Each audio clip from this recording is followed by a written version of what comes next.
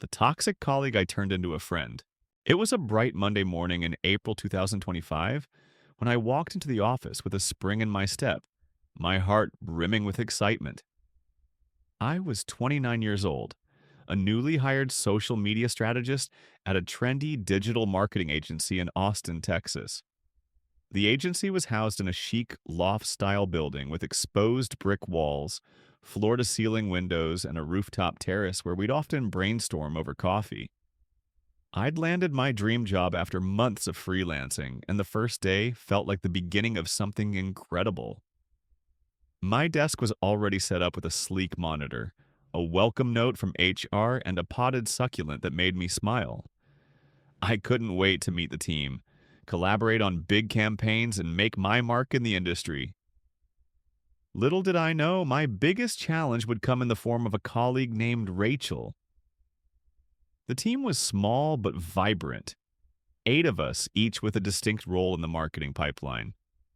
There was Ben, the creative director, a laid back guy with a knack for storytelling. Mia, the copywriter, whose quick wit always lightened the mood. And then there was Rachel, the lead graphic designer. Rachel was in her early 30s with sharp features, jet black hair, and an air of confidence that bordered on arrogance.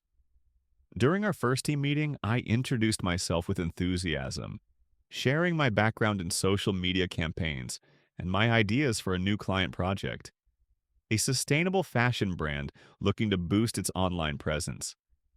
Everyone nodded warmly, except Rachel. She leaned back in her chair, arms crossed, and muttered, "Sounds like a lot of fluff.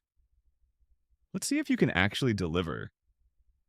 Her tone stung, but I brushed it off, thinking she was just having a bad day. The first week was a whirlwind of onboarding, client calls, and brainstorming sessions. I threw myself into the work, crafting a social media strategy for the fashion brand that included a mix of Instagram reels, influencer partnerships, and a hashtag campaign to drive engagement. I presented my draft to the team on Friday, and the feedback was overwhelmingly positive. Ben even called it a game changer. But Rachel had other thoughts. "This won't work," she said, her voice dripping with disdain. "The visuals you're suggesting are too generic. You clearly don't understand design." I felt my face flush. I'd worked hard on the strategy, and her criticism felt personal. "I'm open to suggestions," I said, forcing a smile. "What would you change?" She smirked. "Everything." The room fell silent, and I could feel the team's eyes on me. I swallowed my frustration and nodded, determined to prove myself. Over the next few weeks, Rachel's behavior grew increasingly toxic. She'd interrupt me in meetings, dismiss my ideas without explanation, and even take credit for parts of my strategy during client presentations. One Tuesday, I overheard her talking to Mia by the coffee machine, saying, "The new girl thinks she's a hotshot, but she's clueless." I felt a lump in my throat as I poured my coffee, pretending not to hear. I didn't understand why she disliked me so much. I'd been nothing but friendly and collaborative. I started to dread coming to work, my initial excitement replaced by anxiety. My apartment, a cozy studio with a view of downtown Austin, became my refuge. I'd sit on my balcony each evening, sipping tea and replaying Rachel's words, wondering if I'd made a mistake joining the agency. By the end of the first month, I was at a breaking point. I'd poured hours into a revised strategy for the fashion brand, incorporating feedback from the team, but Rachel shot it down again in front of everyone. "This is still amateur," she said, tossing the printout onto the table. I felt tears prick my eyes but held them back. That night, I called my best friend, Emily, and vented. "I don't know what to do," I said, my voice trembling. "She's making my life miserable." Emily, always the voice of reason, suggested, "Maybe she's threatened by you. Have you tried talking to her one-on-one?" I hadn't. I'd been avoiding Rachel outside of meetings, hoping her attitude would change on its own. But Emily's advice stuck with me. I needed to confront this head on. The next day, I gathered my courage and approached Rachel after lunch. She was at her desk, sketching on her tablet, her earbuds in. I tapped her shoulder and she looked up, her expression guarded. "Can we talk?" I asked, my voice steady despite the butterflies in my stomach. She sighed but nodded, pulling out her earbuds. We went to the rooftop terrace, the warm Austin breeze rustling the potted plants around us. I took a deep breath and started, "Rachel, I feel like we've gotten off on the wrong foot. I really admire your work, and I want us to collaborate, but I feel like you're not giving me a chance. Did I do something to upset you?" She stared at me for a moment, her eyes narrowing, and then, to my surprise, she softened. "I guess I owe you an apology," she said, her voice quieter than I'd ever heard it. "When you joined, I felt threatened. You came in with all these ideas, and everyone loved them. I've been the go-to person for big projects here, and I was worried you'd outshine me." I was stunned.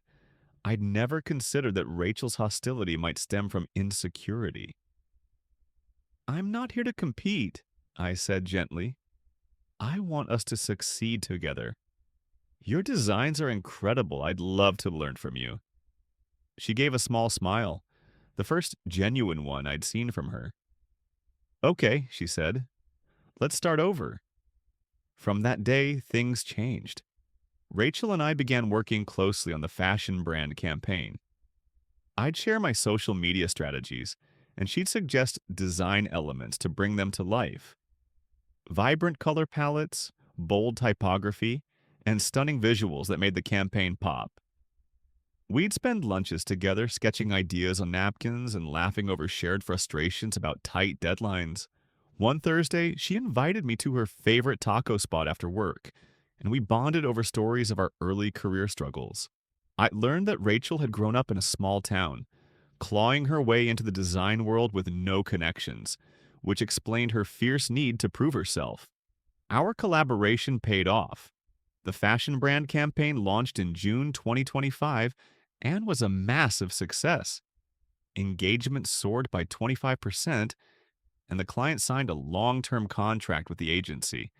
Ben threw a team celebration on the rooftop, complete with string lights and mocktails, and Rachel raised her glass to me during the toast.